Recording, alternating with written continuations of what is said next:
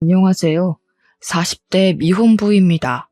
워낙 일에 치여 바쁘게 살다 보니 컴퓨터를 만져볼 기회가 잘 없었는데, 그래도 근래에는 환경적으로 여유가 생겨 컴퓨터 학원을 다니고 있어요. 사람은 역시 아는 만큼 다룰 줄 안다고, 마우스 클릭도 잘할 줄 아니까 세상이 얼마나 발달했는지 감탄을 많이 했네요. 컴퓨터 속 세상이 제가 발악하면서 살아왔던 지난 세월보다 훨씬 많은 사연을 담고 있더라고요. 저도 나름 기구한 삶을 산 사람인데, 아들 추천으로 이런저런 커뮤니티 동영상을 보다가 사연을 알게 되었어요. 이래서 애들이 컴퓨터나 휴대폰에 빠지는구나, 그런 생각을 했을 만큼 그날 하루 다양한 사연에 빠져 있었습니다. 저도 올려볼 수 있다는 소개글을 읽고 컴퓨터 배운 김에 제 이야기를 한번 들려드리려고 해요. 제게는 고민 없이 제 목숨을 내어줄 수 있는 자랑스러운 아들이 하나 있습니다. 제 나이 20대 초에 한 번의 실수로 아들이 생겼는데, 엄마 되는 사람은 저와 같이 100년 해로를 바라는 것 같더니 출산 후 도망을 쥐도 새도 모르게 도망을 쳐버렸어요. 당시 저도 무척 어린 나이였고 아이를 키우는 것에 아무런 지식이 없었던지라, 솔직히 아이를 품에 안았을 때 기쁨보다 막막함이 우선이었습니다. 솔직히 보육원에다가 아기를 맡길 생각까지 했었어요. 지금은 당연히 얼토당토 안 한 생각이나, 당시에는 그만큼 마음고생을 많이 했습니다. 그러나 차마 그런 짓까진 못했어요. 말이 좋아 보육원에 맡기는 거지, 그건 그냥 제 아들을 제 손으로 버리는 게 아닙니까? 결국 저는 아들이 저를 보는 눈빛에 발목이 잡혀 남의 손에 아들을 맡기지 못했고, 제 사정을 이해 못해주던 가족들에게 어쩔 수 없이 데려가야 했습니다. 근데 하필 그 시점, 저는 또 군대를 가야 하는 사정이었어요. 제 아들을 한 번도 사랑의 손길로 보듬어 준 적 없는 가족들 곁에 아들만 두고 가야 하는 상황이었습니다. 그래서 저는 휴가를 받으면 무조건 잽싸게 집에 와서 아들 곁에만 꼭 붙어 있었어요. 만날 때마다 쑥쑥 커져 있는 아기가 너무 신기했고, 또 저를 닮아가는 것 같아서 마음이 괜스레 이상했죠. 그런데요, 제가 저녁이 점점 다가오고 휴가를 더 자주 낼 수 있게 되어서 알게 된 건데, 이상하게 아들 태도가 어딘가 모르게 눈칫밥을 먹고 사는 애처럼 늘 조용하더라고요. 특히 누구 하나 큰 소리만 치면 움찔움찔 놀라면서 금세 울음을 터뜨렸습니다. 그 모습이 마음에 걸려 저는 저녁을 앞두고 더더욱 복무에 제대로 집중하지 못했던 기억이 납니다. 저녁이 겨우 한 달 남았을 땐 저녁까지 무한한 세월이 걸리는 느낌이었어요. 그렇게 저녁을 하고 연락할 정신도 없이 바쁘게 본가를 찾아갔던 날, 저는 가출을 하게 됩니다. 저는 그래도 저 없는 동안 우리 아들을 봐준 부모님과 누나네 부부에게 감사한 마음을 갖고 양손 가득 소고기를 사들고 갔는데요. 엄마! 얘 또 오줌 쌌어. 야, 울지 마. 누굴 닮아서 이렇게 시끄러운지 모르겠네. 손대기 싫으니까 엄마가 갈아입혀. 걘 누굴 닮아서 그렇게 오줌을 질질 싼다니? 도망갔다는 어미년 닮은 거 아니야? 하필 만나도 이상한 여자를 만나가지곤 그냥 밖에다 앉혀놔. 우리 집은 주택이었어요. 그래서 열린 창문을 통해 우리 아들이 가족들에게 무슨 취급을 받고 있는지가 고스란히 들렸습니다. 발걸음을 꼼짝하지 못하고 충격에 휩싸여 있을 그때, 누나가 내복바람인 제 아들을 데리고 현관 밖으로 나왔다가 저랑 정통으로 눈이 마주쳤어요. 누나는 깜짝 놀라서 소리를 빽 지르더라고요. 누나가 안 들어오고 귀신같이 서서 뭐하냐고 놀란 가슴을 쓸어내리고 있었는데, 제 눈에는 아들이 소변을 넣어서 젖어있는 내복바람밖에 눈에 안 들어왔습니다. 그리곤 당장 가서 제 아들을 붙잡고 있는 누나를 사정없이 밀어버렸어요. 이럴 거면 처음부터 절대 못 받아준다고 거절했어야지. 다들 다신 나 볼 생각하지 마. 아들 하나 죽었다 생각하고 살아. 나도 가족 다 죽었다 생각하고 다신 안 찾을 테니까. 그날로 제가 집을 나왔던 겁니다. 아들을 데리고 대책 없이 가출을 한 거죠. 제가 애 옷 좀 사입혀달라고 군대에서 모은 돈을 가족들한테 보내주기도 했는데 정작 아들에겐 내복 두세 벌 말고는 입을 옷도 없더라고요. 당시 제법 추운 날씨였음에도 저는 할 수 없이 제 옷으로 아들을 칭칭 감아선 집을 떠났습니다. 그리고 가족 주려고 사왔던 고기도 다시 들고 나왔어요. 그렇게 저는 기차역을 갔고 아들이랑 같이 지방 내려갈 방편을 알아봤어요. 그러면서 제겐 짐이었던 소고기를 기차역 주변에 구걸하고 있는 노숙인들에게 기부하고 기차에 올라탔었습니다. 그렇게 향한 곳이 인천에서 마산으로 가는 길이었어요. 그 뒤로 저는 아들과 함께 거의 마산에서 세월을 보냈습니다. 가족들에게서 도피는 했지만 문제는 돈이었어요. 일단 저는 당장 집이 필요했고 그러려면 당연히 돈이 제일 필요했죠. 그래서 일을 하기 위해 아들을 어린이집에 맡겨야 했는데 그것마저도 돈이잖아요. 기세등등하게 제 아들을 집에서 빼내왔지만 정작 제 손으로 할 수 있는 건 아무것도 없는 상황이었습니다. 너무 막막해서 마산역을 함부로 못 떠나고 있었는데 그 와중에도 고마웠던 건 아들이 울지를 않았다는 거예요. 대신 아들이 얼굴이 꽁꽁 얼어서 붉어져 있더라고요. 일단은 추운 밤을 해결할 곳이 먼저라 생각했습니다.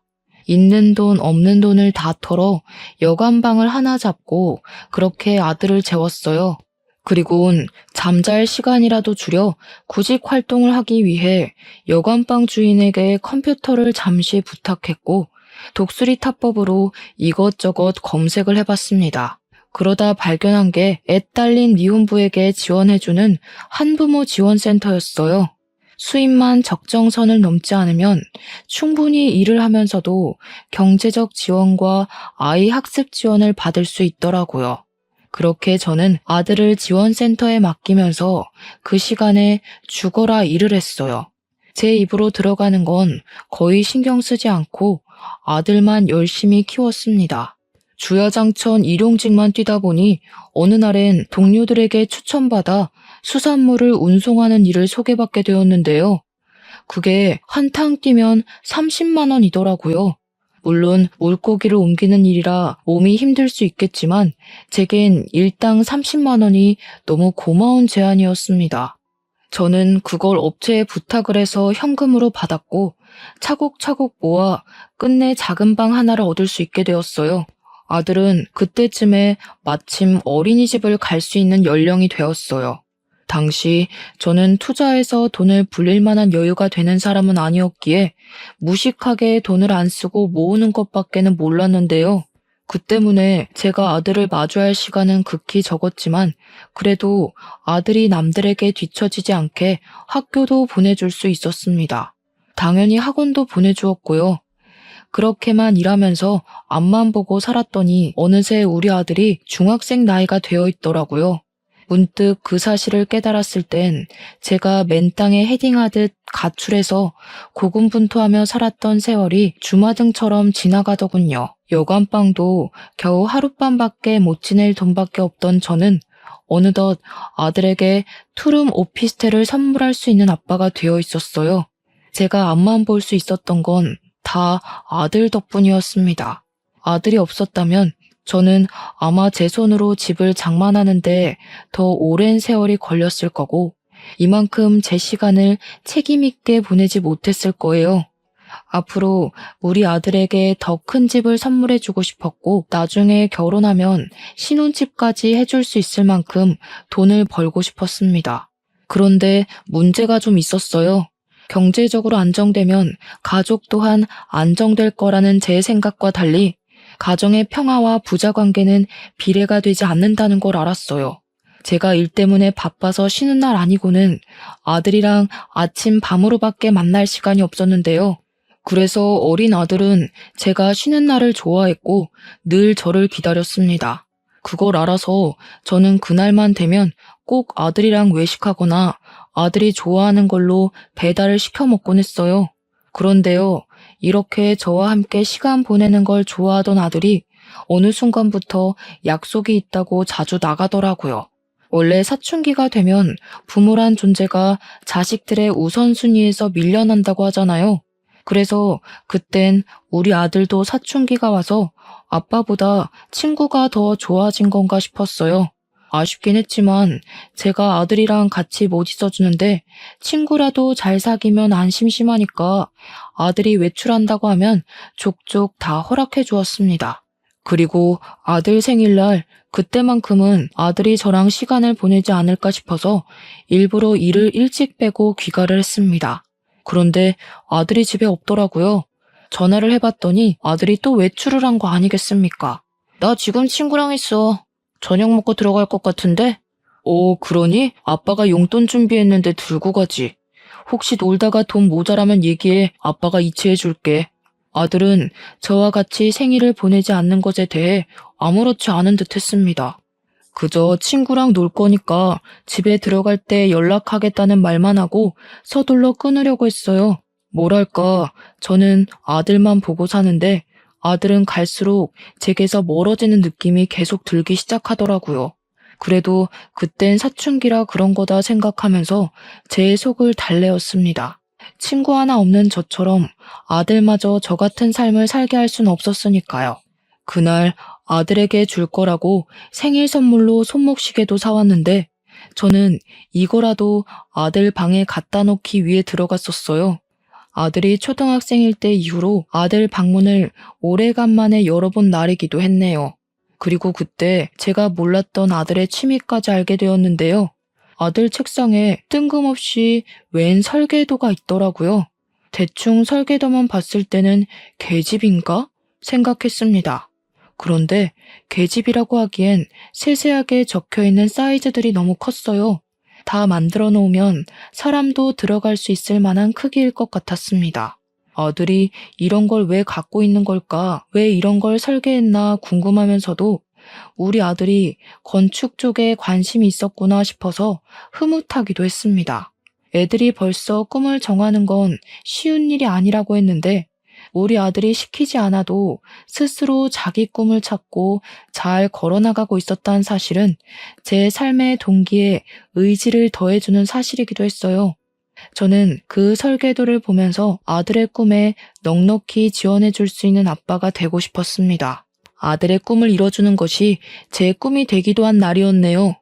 어쨌든 그렇게 생일날 자정이 넘어가던 시간, 아들이 친구를 만나는 건 존중하지만 그래도 미성년자이기 때문에 자정을 넘는 건 좀 아니라고 봤습니다. 너무 집에 안 오길래 결국 한 번 더 전화를 걸어보려 했는데요. 때마침 아들한테서 전화가 오더라고요. 아빠, 혹시 집에 친구 데려가도 돼? 사실 친구랑 같이 밥 못 먹었어. 친구랑 같이 뭐 좀 만드느라 시간 가는 줄 몰랐거든. 그랬구나. 아직까지 저녁도 안 먹고 배고프겠다.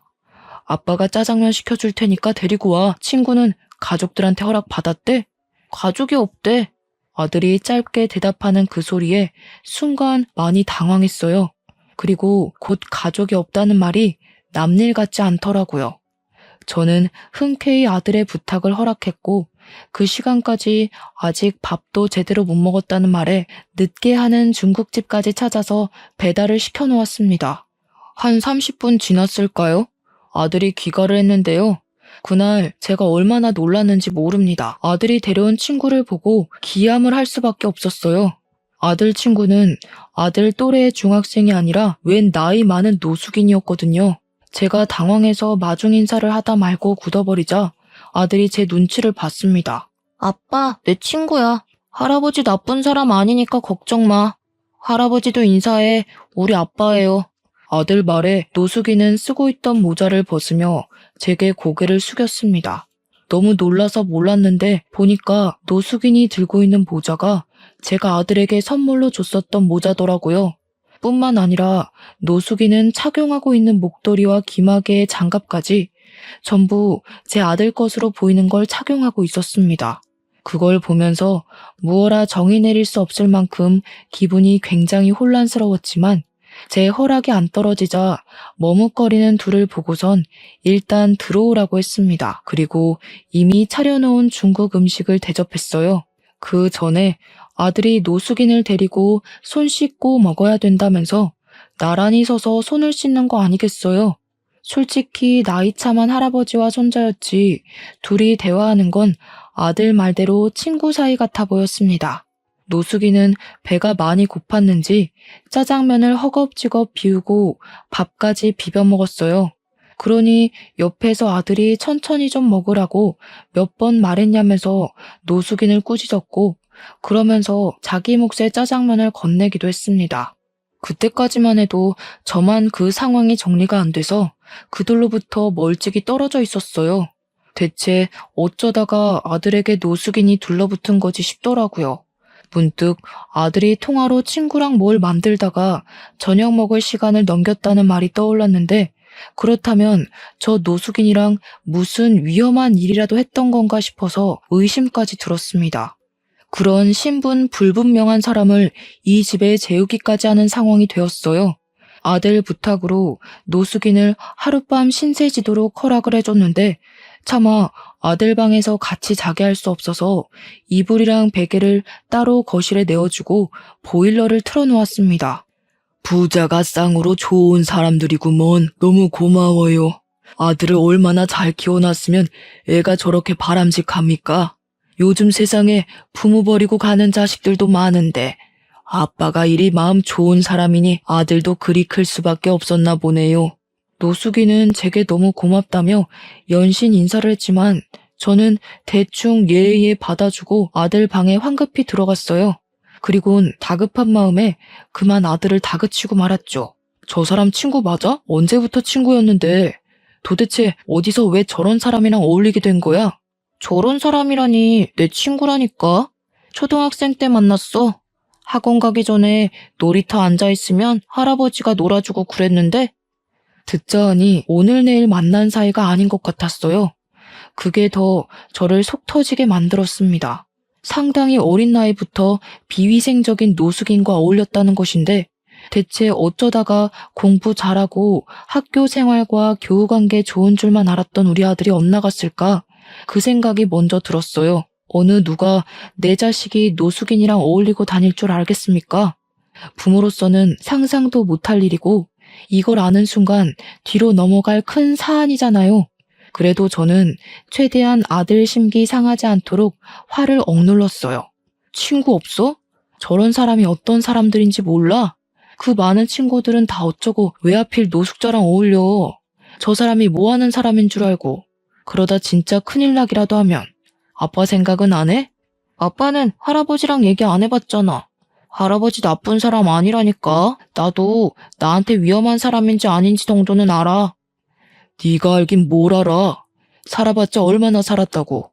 저런 사람들은 잃을 게 없어서 더 나쁜 마음 쉽게 먹을 수 있단 말이야.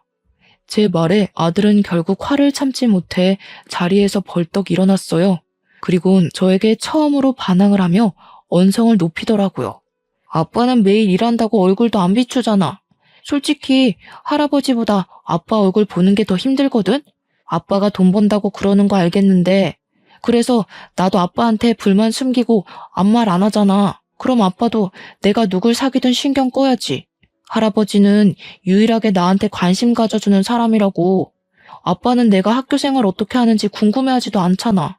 그 순간 뜨끔했습니다. 아들은 제가 집에 없는 시간이 많아서 성적을 잘 받거나 상을 받아도 자랑할 곳이 없었다고 했고 그 때문에 집에 가는 게 싫어서 놀이터만 전전하다가 노숙인을 만났다고 했어요. 자기가 받은 성적표랑 상장을 제 방에 가져다 놨었다고 했지만 일하면 쓰러져서 잠에 들기 바빴던 저는 그걸 전혀 보지 못해 알지 못했던 겁니다. 아들 나이에는 성적표로 인정을 받고 안 받고가 제법 중요한 요건인가 보더라고요. 정작 아빠 노릇을 했어야 하는 건 돈보다도 그런 정서적인 영역에 있어야 했던 건데 정말 저는 아무것도 몰랐습니다. 제가 못하는 아빠의 역할을 대신 채워준 게 아마 노숙인이지 않았나 싶었어요.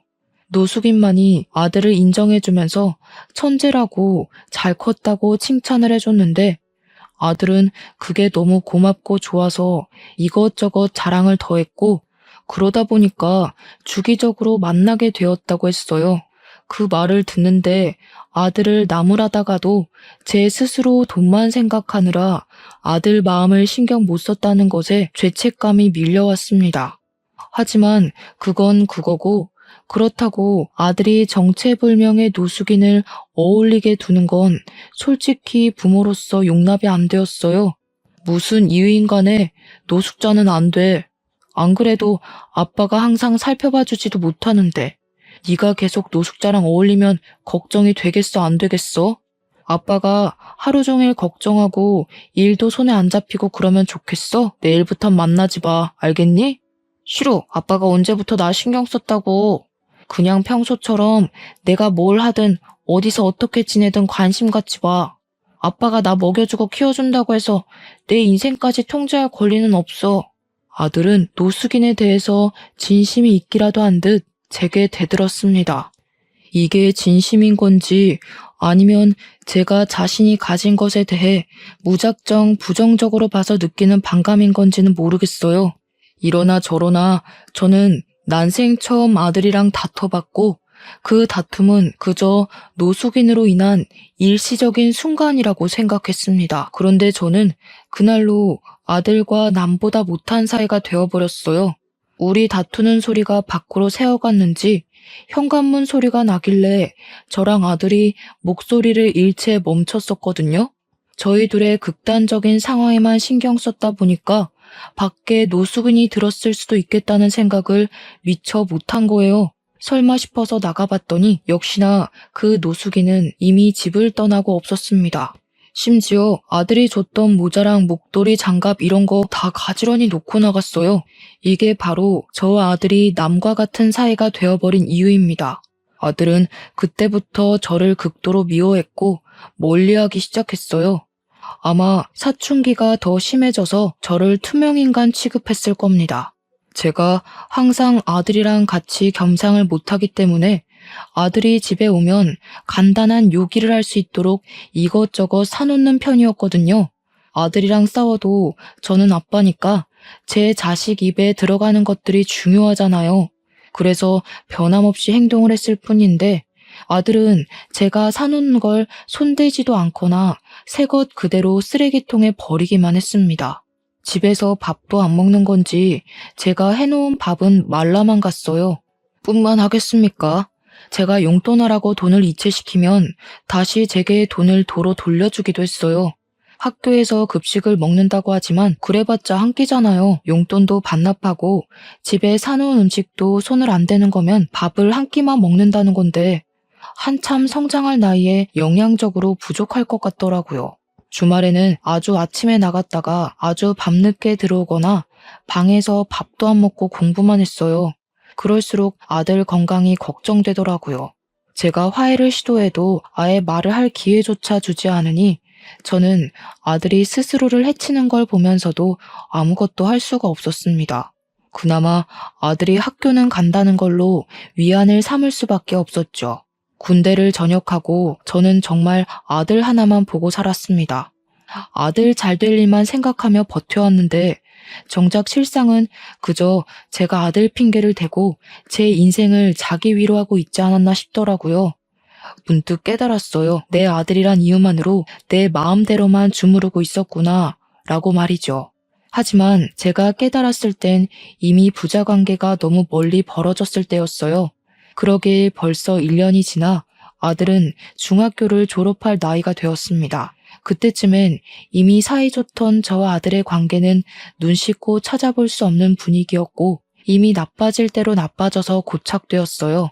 그렇다고 부모가 돼서 자식 졸업식까지 모른 채 할 수가 있겠습니까? 그래서 제가 용기를 내어 아들에게 내일 졸업식 맞냐고 물었거든요. 그러니까 아들이 1년 만에 제게 목소리를 들려주었는데요. 졸업식 오지 말라는 딱 그 한마디만 하고 방에 들어가 버리더라고요. 그래서 고민을 많이 했습니다. 그날 밤은 참 생각이 많아졌어요. 잠도 안 와서 오랜만에 담배를 피울까 하고 슈퍼를 가려고 했습니다. 대충 외투만 걸친 뒤 슬리퍼를 신고 나왔는데 누가 저희 집 문고리에다가 웬 종이 가방을 걸어놨더라고요. 뭔가 싶어서 주위를 둘러보다가 안을 봤더니 새 휴대폰이었어요. 그리고 그 안에는 정갈한 글씨체로 적힌 쪽지가 들어있었습니다. 그 쪽지를 보고 저는 급히 1층으로 내려갔어요. 그리곤 주위 사람들을 둘러보면서 한 인형을 찾기 위해 바삐 뛰어다녔죠. 아무리 돌아다녀도 휴대폰을 주고 간 사람을 찾을 수가 없었어요. 쪽지를 다시 봤습니다. 쪽지에는 제 아들 이름이 적혀 있으면서 아들이 갖고 싶어 했던 휴대폰이라고 아들이랑 꼭 화해하라는 내용이 적혀 있었어요. 그리곤 마지막에 작은 글씨로 이 아들만도 못한 애비야 라고 적혀 있었는데 이 사람이 누군지 알 것만 같더라고요. 분명 그때 그 노숙인일 거라고 확신했습니다. 저와 아들 사이를 같이 알고 있는 사람은 그 할아버지밖에 없었으니까요. 결국 노숙인 찾기는커녕 담배 피울 생각도 못하고 다시 집에 들어왔어요.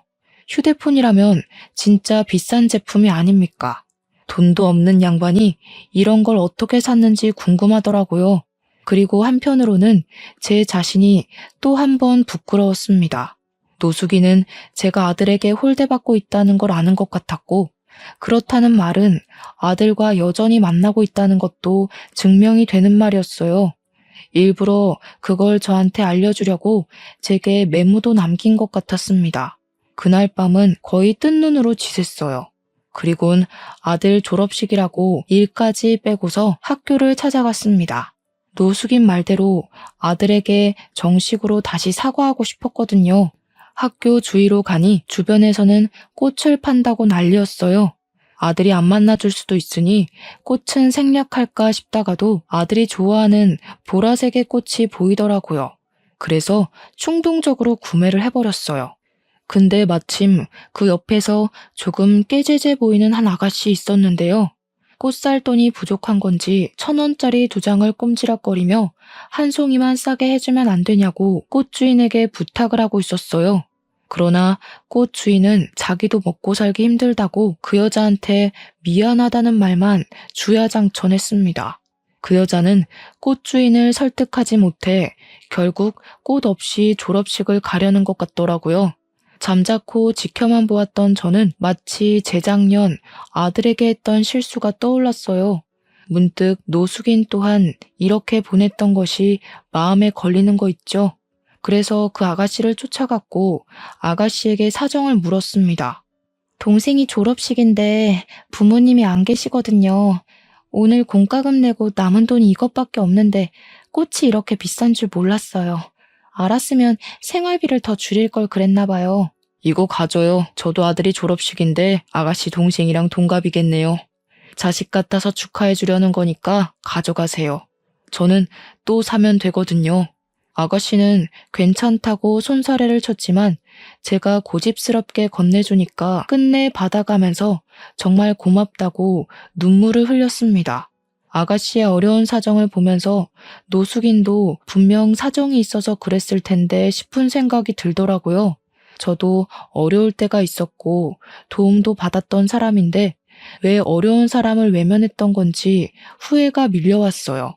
그게 아들과 틀어지게 된 계기였던지라 마음속에 더 오래 남고 속상했습니다. 매번 이렇게 지난 날을 후회해 뭘 하겠습니까? 저는 다시 꽃다발을 사서 졸업식에 갔어요. 아들에게 연락을 못하고 갔기 때문에 아들이 어디 있는지도 모르고 벌써 학교를 나갔는지도 몰랐습니다. 그렇게 운동장 입구에 서서 눈 빠지도록 아들만 찾고 있었는데 옆에서 갑자기 웬 번지르르한 할아버지가 말을 걸더라고요. 아들이랑 달리 못돼 처먹은 양반인 줄 알았더니만 그 아들의 그 아빠 맞네. 그런데 괜찮은 옷 한 벌 안 사 입었어? 아들한테만 돈 쓸 줄 알지 자기는 영 못 챙기는구만. 뭔 소린가 싶었습니다. 그래서 그 할아버지를 더 빤히 쳐다보고 있었는데 할아버지가 갑자기 휴대폰 잘 챙겨왔냐고 묻더라고요. 그 순간 알아챘어요. 눈이 정말 크게 뜨였죠. 할아버지가 껄껄 웃는데 아들이랑 같이 대화하면서 웃던 그 노숙인 목소리가 떠올랐어요. 그때 제가 무어라 말을 붙이기 전에 멀리서 아들 목소리가 들렸습니다. 할아버지 하며 달려오던 아들은 제가 아닌 옆에 있는 노숙인에게 폭삭 안겼어요. 그리곤 저를 보며 눈빛을 차갑게 만들었죠. 졸업식 오지 말랬는데 왜 왔어? 이분 그때 아빠가 위험하다고 친구하지 말라던 할아버지야. 아빠 판단이 틀렸고 내가 맞았으니까 더는 간섭할 생각하지 마. 네 아빠가 너랑 화해하고 싶다고 너 좋아하는 휴대폰도 사왔던데? 한정으로 나온 그 명품 콜라보인가? 그거 갖고 싶어 했잖아. 아빠 멀리하면 휴대폰도 멀어질 텐데 괜찮겠냐? 제가 아무 말도 못하는 사이 노숙인이 끼어들어 우리 사이를 화해시키려고 주도했습니다. 근데 노숙인의 말이 효과가 있었던 건지 아들이 제가 들고 있는 종이 가방을 힐끔거리더라고요. 이미 그 순간 그동안 봐왔던 아들의 차가운 인색이 사라지고 제게 마음이 풀릴랑 말랑하는 얼굴빛을 띄었어요. 그래서 제가 바로 용기를 냈던 것 같습니다. 미안해 아들, 아빠가 틀린 게 맞아. 우리 아들이 이만큼 잘한 줄도 모르고 아빠는 아직도 우리 아들이 애기 같아서 그랬어. 아들 친구 관계에 간섭할 생각 없었어. 오해하게 만들어서 미안해. 앞으로 우리 아들이 뭘 하든 존중해 줄 거야. 약속할게. 그리고 저는 노숙인에게도 죄송했다고 고개를 숙였습니다. 노숙인에게 무슨 사정이 있는진 묻지 못했지만 그날의 실수는 제 탓이 맞기 때문에 사과를 우선으로 해야 된다고 생각했어요. 연신 용서를 구했는데 노숙인은 그저 웃기만 하더니 오히려 제게 더 고맙다고 말씀하시더라고요. 눈 감기 직전까지 가족의 품은 못 느끼고 죽을 줄 알았는데 손자 같은 친구를 만들어줘서 고맙다고 하는 거 있죠. 그리곤 자세한 얘기는 식사하면서 나누자더니 저희를 데리고 자그마한 고급 중식 레스토랑을 들어섰습니다. 예약을 해놨다고 했고 저희는 바로 방을 안내받았어요. 근데 좀 당황스러웠던 것은 그곳에 들어가니까 직원들이 노숙인을 향해 고개를 숙이는 거 아니겠어요? 손님한테 인사하는 것 치곤 주방에 있는 사람까지 나와서 인사하길래 그게 좀 당혹스러웠어요. 대체 노숙인의 정체는 뭘까? 그 생각만 하면서 안내해주는 자리에 앉았고 음식은 곧바로 세팅이 되었습니다. 셋이서 먹기엔 정말 푸짐했는데 그것에 아들이 오래간만에 신난 얼굴을 보이더라고요. 대체 이게 다 뭔지 저는 더 이상 참지 못해 머릿속에 담고 있던 걸 물었습니다. 그러자 먹고 좀 얘기하자며 저더러 성질 급하다고 나무라던 노숙이는 제 아들에게 탕수육을 퍼주면서 얘기해 주었어요. 내가 자식들한테 버려진 사람이야.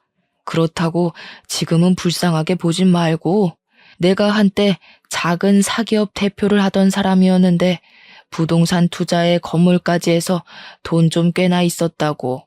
돈 많으면 좋잖아? 나도 그런 줄 알았지. 근데 돌아보니까 자식들이 내 돈 가지고 싸우고 있는 거라. 그것 때문에 속이 상했던 노숙이는 60살 나이에 치매인 척 연기를 했다고 했어요. 그랬더니 황당하게도 자식들이 노숙인 도장을 훔쳐내서 손을 썼다더라고요. 돈만 쏙 챙겨서 해외여행 같이 가는 척 공항까지 동행했다가 노숙인만 공항에 버린 후 자기들끼리 이민을 가버렸다네요. 노숙인은 자식들이 자기를 버린다는 걸 알고 있었지만 그 충격과 슬픔에 아무것도 하고 싶지 않았다고 했어요. 더 이상 살고 싶지도 않아서 그냥 이대로 죽을 생각도 했었다는데 가장 힘이 들 때 우리 아들을 만났다고 했습니다. 우리 아들이 놀이터에 혼자 앉아서 다른 애들 노는 것만 구경하고 있었대요.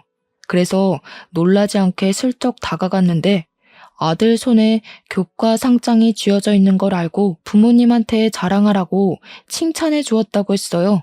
그러면서 아들이랑 대화를 하다 보니 아들이 부모로부터 결핍이 있다는 걸 느꼈다고 했죠. 그날 뒤로 말 안 해도 같은 자리 같은 시간에 계속 둘이 마주쳤는데 어느 순간 말동무가 되었고 우리 아들이 자기한테 보여주는 배려 덕분에 노숙인이 다시 일어설 용기를 얻기까지 했다고 했습니다.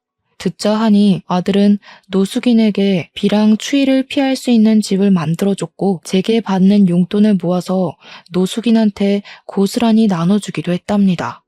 그러면서 힘내라고 말해주는 우리 아들 말에 노숙인은 이대로 살아선 안 되겠다고 마음을 먹었고 자신이 받은 만큼 우리 아들에게 선물을 주고 싶다고 했었어요. 내가 이 중식 사업을 1년 만에 일으켰어. 처음에 반년 정도는 빈약해 했지. 그때마다 네 아들이 네 돈을 나한테 얼마나 갖다 바쳤다고? 내가 그 돈 아니었으면 이 사업도 연구 못했어. 돈이 있어야 연구를 하지. 그 말을 듣자 우리 아들이 남에게 용돈을 주고 있었다는 것도 놀라웠지만 문득 생각이 났던 게 아들 책상에 있던 설계도였습니다. 그게 노숙인을 위한 작은 쉼터였다는 것이 더 놀라웠어요. 근데 여기서 더 놀라운 건 노숙인의 바람이었는데요. 우리 아들이 건축에 재능이 있는 것 같다고 아들이 자신의 사업에 보탬이 되어준 것처럼 노숙인도 우리 아들 미래에 지원을 해주고 싶다고 하더라고요. 아직은 레스토랑 치곤 좀 작지? 근데 내가 사업 수완이 좋은 사람이라서 1년 뒤에는 훨씬 더 커져 있을 거다. 내가 살아있는 한 잘 되기만 할 거야. 근데 내가 또 언제 갑자기 죽을지 모르잖아.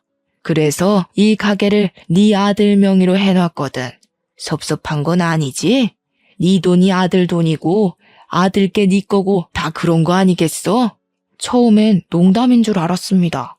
그런데 노숙인이 건축물 대장을 보여주더라고요. 그제야 모든 게 실감이 나서 바로 거절을 했어요.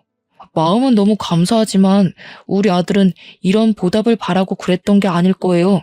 단순히 친절을 베풀었다고 해서 이렇게 큰 걸 받는 건 말도 안 됩니다. 가족 간에 안 좋은 일이 있으셨다고 해도 이런 건 가족 문제지 저희가 개입하면 안 될 것 같아요. 이미 내 재산 꿀꺽한 놈들인데 뭐 더 줄 게 있다고. 애비 버려놓고 또 내 돈 탐내면 나 2번은 안 봐줘. 바로 깜빡 넣을 거야. 나 죽었다고 생각하는 자식, 나도 죽었다고 생각하면 그만이야. 나한테 네 아들이 이미 새로 생긴 친구이자 손자라니까 그러네. 노숙인의 확고한 고집에 할 말을 잃고 있었는데 옆에서 아들도 자기 좋아해주는 할아버지랑 가족하고 싶다고 하더라고요. 그 말을 듣는데 순간 움찔했어요. 제가 아들 데리고 살면서 중간중간 본가에서 전화 온 적이 몇 번 있었는데 그때마다 아빠랑 엄마가 그깟 애미 없는 자식 때문에 천륜을 끊을 생각이냐고 막말을 했거든요. 거기다 대고 저도 천륜 이미 끊긴 거라고 뭘 기대하냐고 욕을 하며 단절했었습니다. 저는 나름 아들 안 들리는 곳에서 통화를 했다고 생각했는데 아무래도 아들이 여태 듣고도 못 들은 척 그랬나 봅니다. 아들에게 이런 가정 환경을 만들어준 근원이 저라서 저는 또 미안했어요. 더 이상 노숙인과 아들의 뜻을 제지시키지 못했죠. 노숙인에게 너무 고맙고 면목 없어서 연신 감사하다고 고개만 숙였습니다. 제가 생각이 짧았어요. 사람을 편견으로 판단하는 게 아닌데 어르신께 큰 결례를 범했네요. 평생 사죄하면서 살겠습니다. 그래, 그래야지. 근데 내가 안 보이는 데서 사죄를 하면 뭐하나? 수산물 운반 작업한다고 했지? 이참에 내 밑에 들어와서 운영 좀 배우는 게 어때? 어쩜 이렇게 끝도 없이 사람을 미안하게 만드는 건지. 아들 말대로 노숙인은 나쁜 사람이 아니었어요. 오히려 수호천사나 다름없는 존재였죠. 저는 어르신 덕분에 허리 아픈 거 참아가며 물고기 옮기던 일을 그만두고 중식 식당으로 이직을 했습니다. 그때 기적 같았던 일이 벌써 3개월이나 흘렀네요. 저는 바뀐 직장이 아직 전혀 적응이 안 돼요. 한 번씩 어르신한테 혼쭐 나면서 배우고 있어요. 일이 많이 서툰데도 불구하고 월급은 분에 넘치게 받고 있어서 더 면목 없게 살고 있습니다. 무엇보다 기쁜 사실은 아들과 이전처럼 부자 관계가 회복되어 가는 중이라는 거예요. 아들이 학교를 마치면 학교랑 가까운 이곳으로 하교를 하는데요.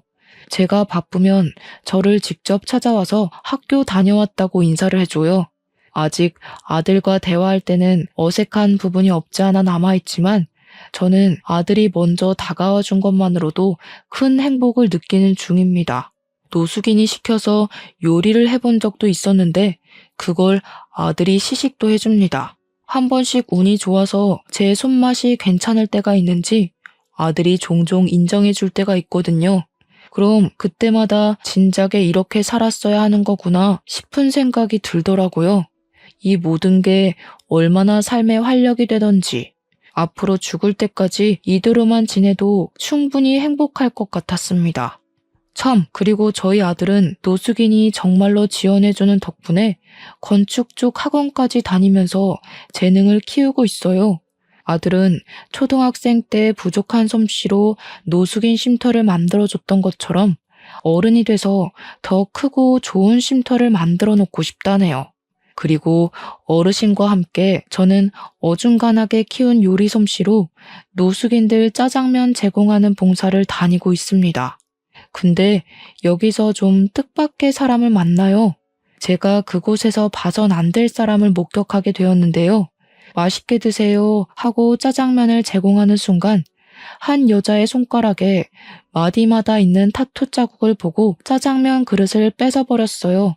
그리곤 얼굴을 확인했죠. 저만 알아본 게 아닌 것 같더라고요.